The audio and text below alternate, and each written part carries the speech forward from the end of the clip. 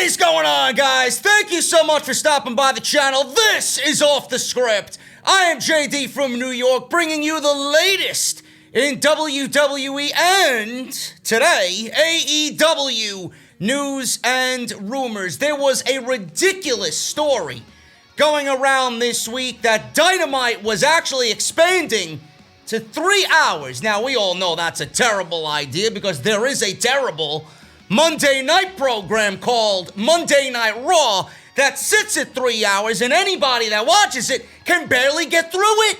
So why would AEW go and make the same mistake that WWE has done for the last 8 years with Monday Night Raw?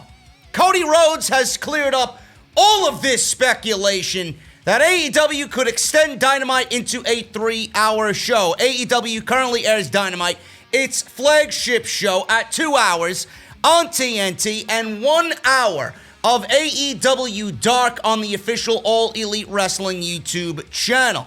Now, there is an idea of adding additional AEW programming, and this has been speculated for weeks now. The speculation started earlier this week when Rhodes did an interview with ESPN where he noted that AEW was weeks away from announcing more details on another 1 hour program. Let me repeat that, clowns. Another 1 hour program. This is a quote where he talked about the timeline on when an announcement could be made and their plans for this new show. And I quote, "I think probably in 4 to 6 weeks, I'll have a firmer answer on that one." That's still very much the case. The format for that show might be different. It might rely on the production we have in place already. It might not. I know we've gotten all kinds of different plans covering on what we want. The goal of what the third hour would be is to showcase a different crop of AEW talent. End quote. Now, obviously, there are people in the community, websites in the community, personalities in the community, geeks in the community that love to clickbait just like this. NoIQ.com. As you can see in this tweet, Cody Rhodes is even confused by what's going on. NoIQ.com tweets out, hashtag AEW Dynamite becoming a 3-hour show. So Cody clearly sees this. He puts question mark, and then he says, no, period. It's not, period. So what is it, folks? What is it that you don't understand? Read the article. Most of you, I know, it's a foreign concept to fucking read, but all you have to do is click the link, read what the guy actually said via ESPN, and look at the words he used. He never said AEW Dynamite was moving to 3 hours. He said that there will be an additional hour of program, and that show, which he never mentioned Dynamite being that show might look a little different. What is it that you guys don't understand? I had people reaching into every inbox I had. JD, is this real? Is this news? What's going on? I can't believe Cody and the Elite are doing this. I can't believe Tony Khan is doing this. Calm down, clowns. Why would AEW make the same mistake that WWE is doing? They would never do such a stupid maneuver. Now, you got to give them some credit, man. Please. Don't be a NoIQ.com. They are not moving to 3 hours. Now, speaking about SummerSlam in a rather bizarre news story, I don't know why this is even a thing. I don't know who came up with this concept. I think this is a fucking terrible idea. And I ranted about this literally a week ago, and here we are. WWE adding pay-per-views to the calendar year, and it's not even necessary. Not necessary at all. WWE has SummerSlam taking place on August 23rd. And they are now adding another pay-per-view on August 30th, literally 1 week after their second biggest show of the year. This was pointed out by WrestleVotes on Twitter. WWE has added an additional pay-per-view to their schedule 1 week after SummerSlam. I've had people ask me about this, wanting my opinion on this. Don't worry, you're gonna get it. As of this writing, Payback will take place on August 30th. SummerSlam is currently scheduled to take place on August 23rd. Now, obviously, we have not heard anything from WWE. This is not confirmed yet. WrestleVotes is saying that this is going to be, but we haven't heard anything from WWE as of right now about Payback being added literally a week after SummerSlam. This will be the first time since 2006 that WWE had pay-per-views on back-to-back weeks. The last time that this occurred was when Survivor Series and the infamous December to Dismember pay-per-view took place on November 26th and then December 3rd of that year. It should be noted that 2006 was a terrible year for WWE. The year featured a whopping 16 pay-per-views, which, my God, is a fucking nightmare, with shows occurring almost bi-weekly all year. With just 1 week to build an entire pay-per-view, clearly this would not be the ideal way to tell a story or sell this Payback show on the WWE Network. Now, obviously, no reason has been given for the WWE to hold a Payback and SummerSlam show so close together. This may have something to do with SummerSlam's status as well. Again, nothing is confirmed by WWE. Vince McMahon wants to hold the event away from the Performance Center, and that may involve moving it to a different date. We will have to wait and see. Now, that clearly could be the case. Maybe SummerSlam is getting moved. But again, nothing has been said by WWE. Again, so many people reached out to me asking my opinion on this. Now, clearly the first thing I thought about was, all right, they're trying to counter-program AEW because literally All Out is taking place that next week on September 5th, Labor Day weekend. Maybe they're trying to combat and counter All Out. I don't think that's the case, but again, I would not be surprised because WWE is suffering greatly from the AEW effect. I've ranted on this last week, legitimately a week ago. The main problem with WWE and how you fix WWE programming is to limit the amount of content we are getting. People are burnt out from absolute fucking garbage on television. There is no reason for 12, 13, 14 pay-per-views in a calendar year. I said it once, and I will forever say it every single time people want my opinion on how to fix the WWE model. Model yourself after NXT. 6 takeovers, 5 takeovers at max during the year. You got some special events thrown in between. Not every in between. Sometimes a special event when it's necessary, when it calls for it, if a feud calls for it. Or if you just want to be silly 1 week and do something to get a ratings grab. 5 or 6 pay-per-views in max during the year. Royal Rumble, WrestleMania, King of the Ring, which would be your bridge between WrestleMania and SummerSlam. SummerSlam, and then Survivor Series. And that's it. That's it. All the gimmick pay-per-views, dead, gone, forever. Hell in a Cell, goodbye. TLC, goodbye. Money in the Bank, WWE hasn't treated Money in the Bank as a big 5 or a big 6 pay-per-view. Get rid of it, put it back on WrestleMania's card where it always belonged. It never belonged as a standalone pay-per-view. Even the Elimination Chamber, you want to do a special event in between WrestleMania and the Royal Rumble, you don't need a fucking pay-per-view to do that. Have the Elimination Chamber match take place on a special event on the network, exclusively streamed on the network. That's it. And don't make it a 3-hour, fucking 4-hour, 5-hour ordeal. All you gotta do is give me an hour, hour and a half, and you're good to go. You're good to go. 2 hours at max. And that could be like a Saturday night's main event. That could be like a Saturday night's main event thrown in between all these major 5 pay-per-views. You don't need 12, 13, 14 pay-per-views. You gotta limit what you do. It allows the storylines to breathe. It allows the creative writing team to maybe conceive a thought on where they want to go. It allows everything, the performers, the storylines to manifest on TV, and that will generate interest. That will generate interest. On top of that, everything on TV will matter instead of having this rush feeling. Oh, we got to build towards a pay-per-view. Oh, we got to set aside a title match here. And then nothing makes sense. Nothing makes sense. Legitimately, everything on these shows have zero, and I emphasize zero, importance. Now, why is this happening? I mentioned the AEW effect. That's a possibility. I don't think that's the case, but I would not be surprised if WWE went and did that. The other thing I'm thinking about is maybe WWE wanted SummerSlam to happen on 2 nights. Now, you know WWE loves all their major pay-per-views, WrestleMania, Royal Rumble, Survivor Series, SummerSlam, to be 5, 6, 7 hours sometimes in length. They are not allowed to do that. Well, they are allowed to do it. They can't do it because of obvious protocols with the coronavirus. And nobody wants to sit and watch an empty PC show with NXT recruits as the only members of the audience for 7 hours.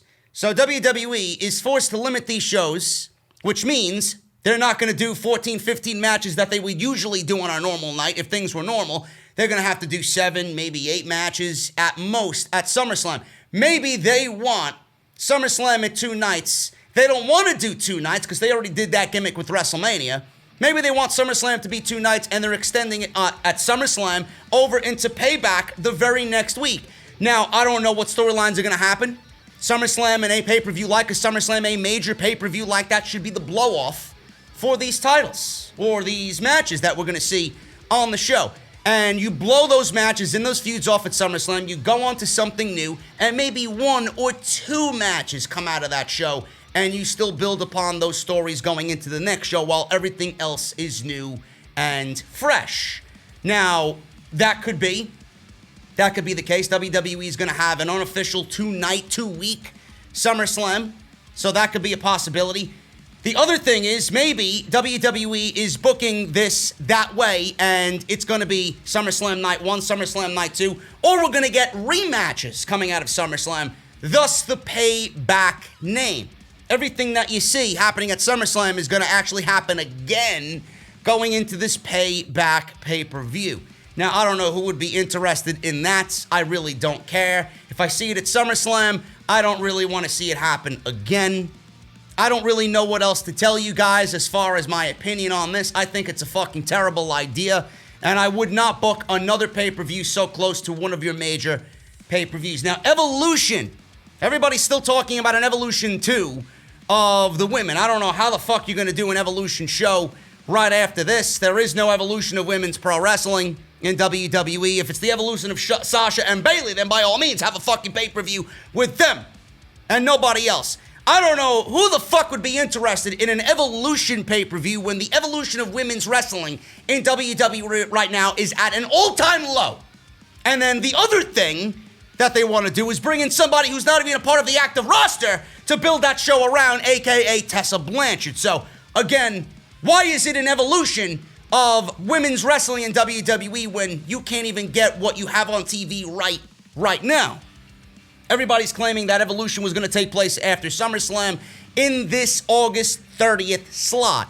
Now, if Payback is taking place there, maybe WWE is moving Evolution into October, possibly November. Now, why would they do that? I don't think they're traveling to Saudi Arabia this year. Now, Vince can give all the excuses that he wants. Maybe, maybe not. We got to see what the world's climate is come November, or what the government is doing over there with the coronavirus. You ain't going nowhere.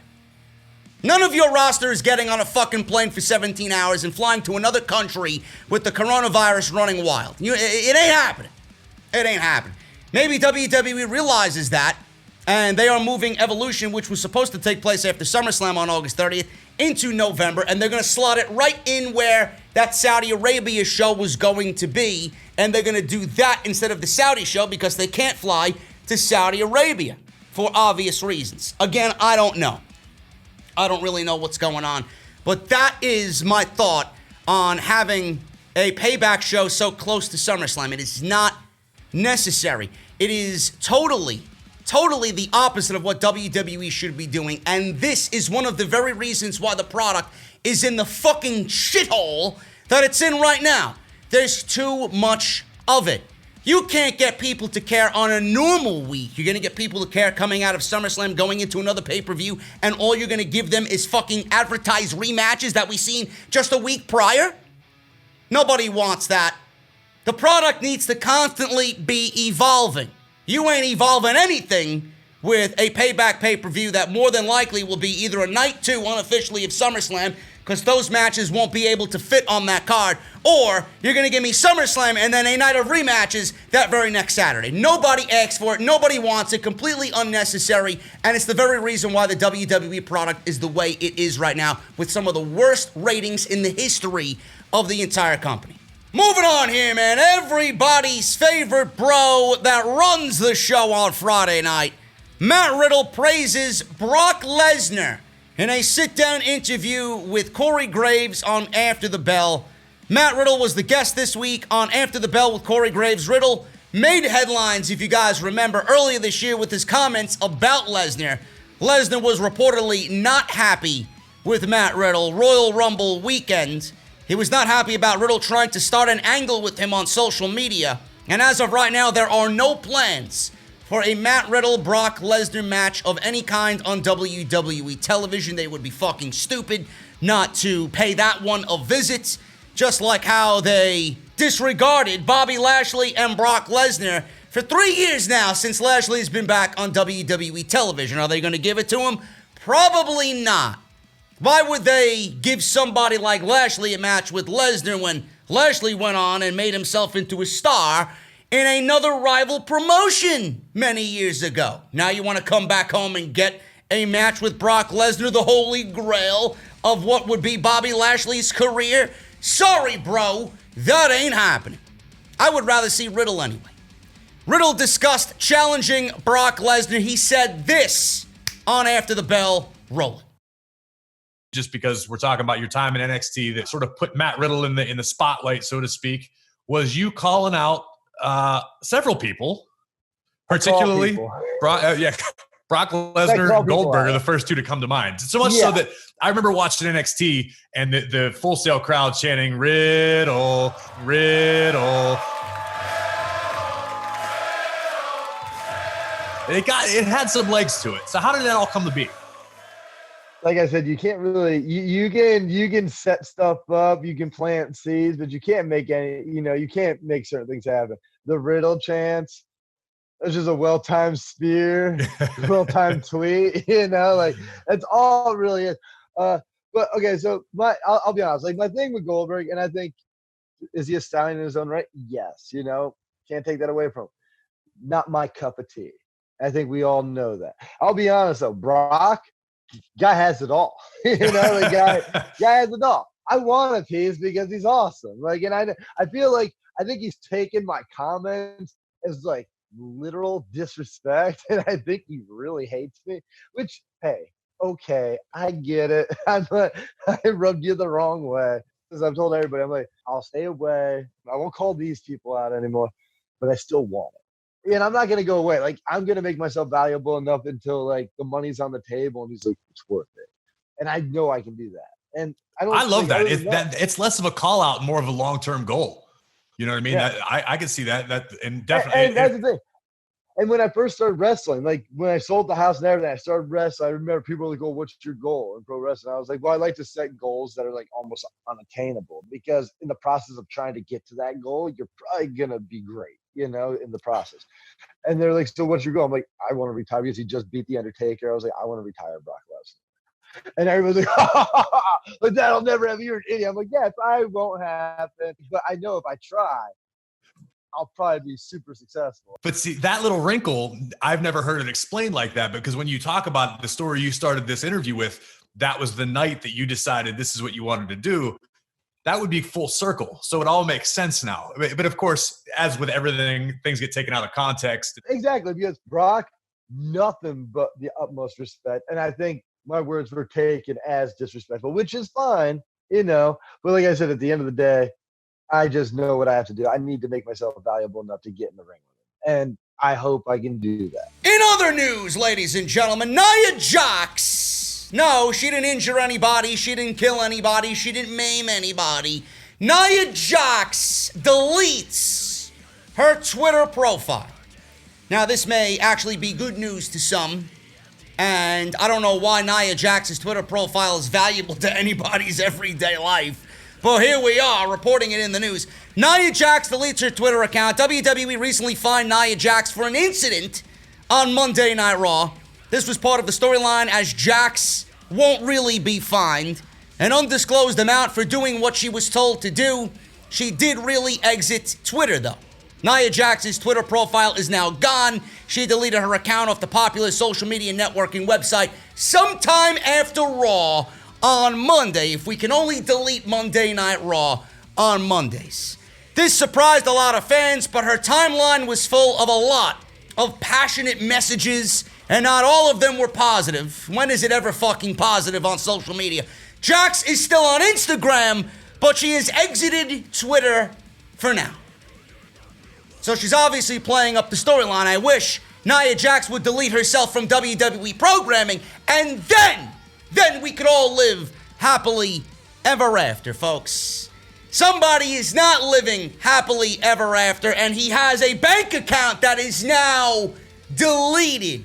Listen to this fucking sad sap of a story, man. What a goddamn simp this clown was. Someone actually paid Alexa Bliss $430 for a cameo message and asked her out on a date.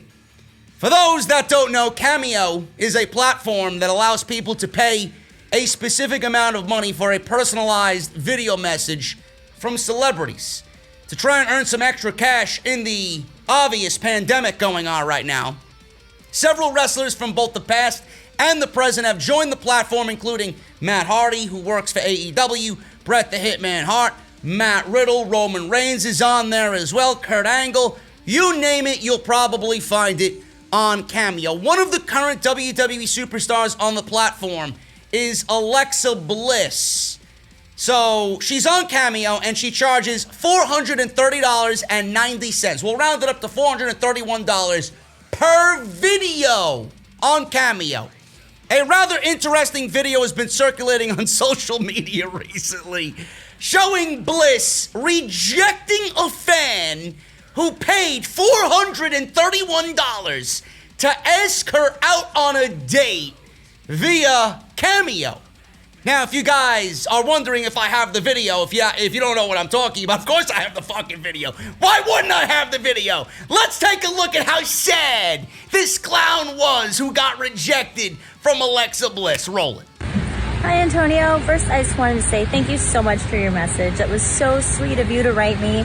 I'm extremely flattered with your request, but unfortunately, I am seeing someone, but I know that there's someone out there for you. I know it's a little hard right now with everything going on with COVID and having to stay inside, so I hope you are staying inside, staying healthy and happy, but I know once everything clears up, you got to get out there. You know, just get out there, meet someone, and someone will show you what it means to be loved, show you that you deserve all the happiness in the world and be treated the best way possible. And I know that someone is out there for you. Just got to keep looking. Just like Dory says, just keep swimming. Bye, Antonio.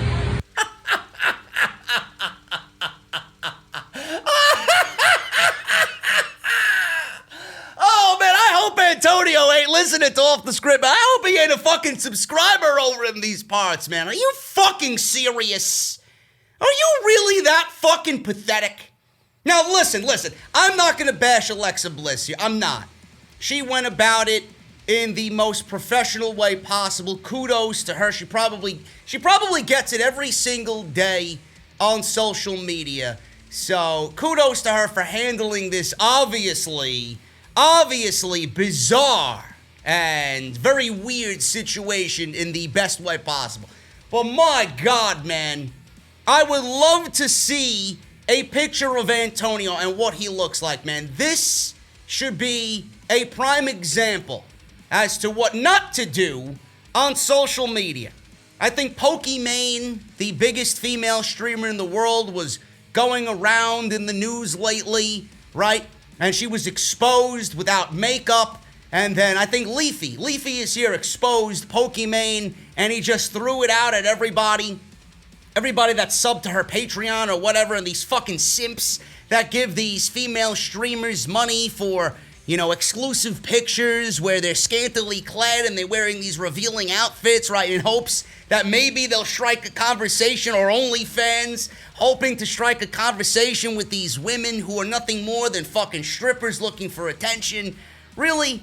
So he exposed her, and then at the end of his video, he's like, I hope you guys know for all her tier 3 subs that she has a boyfriend. Now, clearly nobody knows what this guy looks like, but he's like, for all the tier 3 subs out there, she has a boyfriend. And he reiterated it and threw salt in the wound every single time he said it. Now, I hope you guys are aware that Alexa Bliss does have a boyfriend. She's dating pop star Ryan Cabrera, I believe his name is. But you're asking Alexa Bliss on a date while paying $431 to do so. I mean, you could do anything with that money and be better off for it. You could give that money to your mother to pay the internet bill, right? Because I'm assuming you're stalking her fucking page. You could give that money to a homeless guy on the street and have him buy a fucking, a nice meal for himself. He'll probably go buy fucking booze with it, but a nice meal for himself. You could go give it to a fucking charity of your choice. Give it to a animal organization. Give it to an animal organization. Help the animals out. You give it to me, I'll fucking take it to the casino and play some fucking Texas Hold'em while having a cold beverage. That'll be better off than giving your money to Alexa Bliss and asking her out on a fucking date. You clown! Oh my goodness, man. Jesus Christ. I wonder if this guy has a girlfriend himself. Imagine that. Imagine he has a girlfriend himself and she finds out that he paid $430 while that could actually pay for their food bill for the next 3 months, and he's asking this girl out on a date. I don't believe you simps, man. You Alexa Bliss geeks out there, you are the saddest group of fucks I have ever seen, man. I find this to be incredibly hilarious. And you got turned down, bitch. You got turned down. All right, man, let me compose myself. Antonio, you fucking geek. Oh, my God. All right, let's compose myself, man. Let me compose myself. Aleister Black. Aleister Black. We all know that Aleister Black has the potential to be a face of the WWE, but what is actually happening with Aleister Black, man? What is happening with Aleister Black? There are conflicting reports. Imagine somebody going on Cameo and asking Zelina Vega out on a date when they all know that she's with Aleister Black. Aleister Black, man, there's been conflicting reports about what is happening. Is he buried? It looks like to me he's buried. Is he being written off TV? It looks to me he's being written off TV. Then Vince McMahon goes out there, oh, well, I don't know, he didn't really say it, but it was reported that he said that Aleister Black is missing something. Yeah, he's missing good creative. He's missing a good writing team. He's missing his balls. He's now missing his eye after what happened to him on Monday Night Raw. He's missing something. That McMahon loves who Tommy End is, Aleister Black, but apparently he's missing something. He wants to recreate Aleister Black in a new image, and apparently that's what's being done. If social media has anything to say about it, look at what Aleister Black posted on his Instagram page. Man, that looks to be a scary image of Aleister Black. What's going on there? What's going on there? There was a caption underneath this picture on Instagram, and it says this, and I quote, a change could be coming, by the way, for Aleister Black. He says this, and I quote, "There is blood on my shoes, and I understand I have to take accountability in this, but let me tell you a story. See, my father was a cruel man, and he was cruel because his father was cruel to him. So I created a narrative that evil was a perspective as means to not be like him. And now I must rewrite 4 years of my own history by getting rid of that weakness, the same weakness that caused this betrayal. And this is where my accountability ends and yours begins." End quote. So that's that, folks. Now, if you look at this picture, and it does hint at a change coming, the image he posted along with it, half of his face is hiding in shadow. Then there's just enough light to see what's Looks to be a devil's horn coming out of his head. You can also see an open hole where his eye used to be and blood dripping out of that particular area of his face. Now, we all knew Paul Heyman was big on Aleister Black. Black was getting a serious push, and now under Bruce Prichard, my good old buddy Bruce, the blood is on his fucking hands for the shows, sinking in the ratings. That's all I know. But under Bruce Prichard, he's kind of been thrown into the mix without any real sense of creative direction.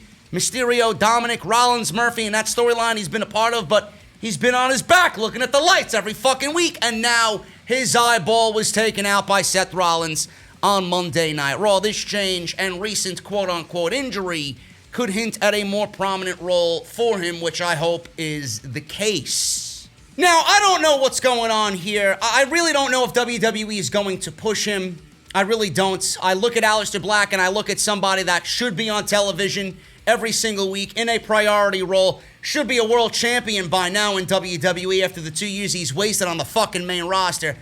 But all I know is that Aleister Black could very well be going into business for himself here. That is also a possibility. This might not have anything to do with WWE creative, because this picture in itself is well beyond any type of creativity that WWE has normally. So this might not be anything in regards to his new character or a change to his character on current WWE television. This just might be Aleister Black doing something that Aleister Black thinks is cool, posting it on social media in hopes that creative and management takes a look at it and sees maybe we should push him in a new direction. Maybe. I don't know. I don't want to jump the gun here, and I also don't want to give them the benefit of the doubt when it comes to recreating somebody in WWE. Now, I will say this. WWE has a tendency to take somebody from NXT, kind of roll with them on the main roster, and then get bored with them, and then break them down so badly only to build them back up and create them in a new image. We've seen it done before. This could be one of those instances where Vince McMahon loves who Aleister Black is as an in-ring performer. He feels like the Gimmick might have reached a ceiling on the main roster, and this and what we've seen on Monday night might be Vince McMahon thinking, let me break him down and build him back up. Shed that old Aleister Black NXT Triple H vision of Aleister Black and build him up in Vince McMahon's new image. Now, do you trust Vince McMahon with that? I don't know. I know I wouldn't. Do you trust Vince McMahon with anything on the main roster, let alone fucking Aleister Black? But we'll figure it out. Hopefully this means new beginnings for Aleister Black. But again, WWE does not deserve the benefit of the doubt. I am not giving it to them here. And all I know is Aleister Black has been absolutely wasted. At 35 years old, Aleister Black has been absolutely wasted ever since he was removed from NXT. And in the final story right here on OTS Extra, guys, Miro, a.k.a. Rusev, has been banned off of Twitch. Fans who go to his Twitch page right now will see a default message that says, sorry, unless you've got a time machine, that content is unavailable. That is a default error message when you go to somebody's Twitch page that's been banned or suspended. And that is the default error message when you go to somebody's page on Twitch. Miro has not said why his channel was banned, but it could be because of a video that showed Lana, his wife, CJ Perry, his wife, in a bikini. Twitch has strict rules, and they state the following under their nudity and attire section of the community guidelines, and I quote, swimwear is permitted as long as it completely covers the genitals, and those who present as women must also cover their nipples. Full coverage of buttock. I'm gonna get fucking banned off YouTube if I keep speaking like this. Full coverage of buttocks is not required, but camera focus around them is still subject to our sexually suggestive content policy. Coverage must be fully opaque, even when wet. Sheer or partially seen through swimwear or other clothing does not constitute as coverage. End quote. Now, you got female streamers out there streaming in fucking lingerie, but Rusev, who was surprised by his wife, it's not like she went on there and started fucking stripping her clothes off, has gotten him banned for basically nothing. There is a lot worse on Twitch happening right now, probably, as you watch this, compared to what Lana did on Rusev's stream. Twitch is run by a bunch of social justice warriors, and this is one of the reasons why people are leaving the platform to go to anywhere else to stream video games. So, I don't know who is going to stand for this shit, but man, oh man, Twitch, you are a bunch of pussified fucking losers over there. Now, for anybody wondering if he was banned for violating the rule listed above, it's likely a short ban. Normally, these things last a week, and he should be back very soon. In January, Impact Wrestling was banned for a week due to a segment that featured Rob Van Dam and his girlfriend, Katie Forbes. God knows what the fuck she was doing over there. I believe it included nipples and whipped cream and fucking whatever the hell was going on over there. Earlier this week, Rusev made headlines when he announced that he was done with pro wrestling because he is now a full-time content creator / streamer. During a Q&A session, Miro said he is enjoying what he's doing now on Twitch and there is no desire to step into a professional wrestling ring. He says, and I quote, I'm done, man. I'm just enjoying my Twitch. I am a professional Twitcher, YouTuber, and content creator. I am not a wrestler anymore. Can I be your favorite streamer? End quote. That last line was the dead giveaway as to he is completely full of shit. Miro, aka Rusev, is not going to sustain a full income post-pro wrestling, post-WWE by playing Call of Duty on Twitch in front of 200 fucking people.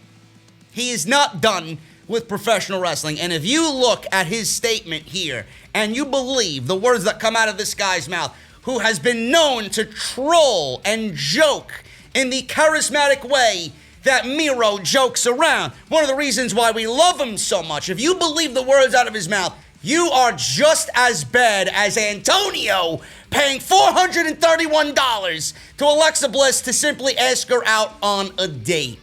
You are a complete, blithering idiot if you think Rusev is done with pro wrestling. Where is he going to end up? Who the fuck cares? He looks great. He's not done. Cody wants him. Jim Ross has said some positive things about Miro as well. He could very well end up in Impact Wrestling for all we know. All I know is he's going to end up with one of the bigger promotions outside of WWE in the United States sooner rather than later. He's just having fun right now. And come the fall, we may be looking at Miro challenge Cody for the TNT Championship on Dynamite, which I hope is the case. Guys, I'm getting out of here. I'm going to be like Antonio and have my wallet empty out and split here on Off the Script. Thank you guys so very much for joining me here on the podcast, man. Well, not really a podcast, but a news brief of sorts right here on the channel. Hit that thumbs up, hit that subscribe button down below, turn on that bell for all notifications. If you missed any of the other videos, links are down below. Go and check them out. And follow me on Twitter at JD from NY206. Any other news that you guys need for your weeks, man, go check out the full-length podcast on the channel right now for the weekend. You will not be disappointed, guys. I'll be back with a brand new week of content back home right here on OTS. See you guys later.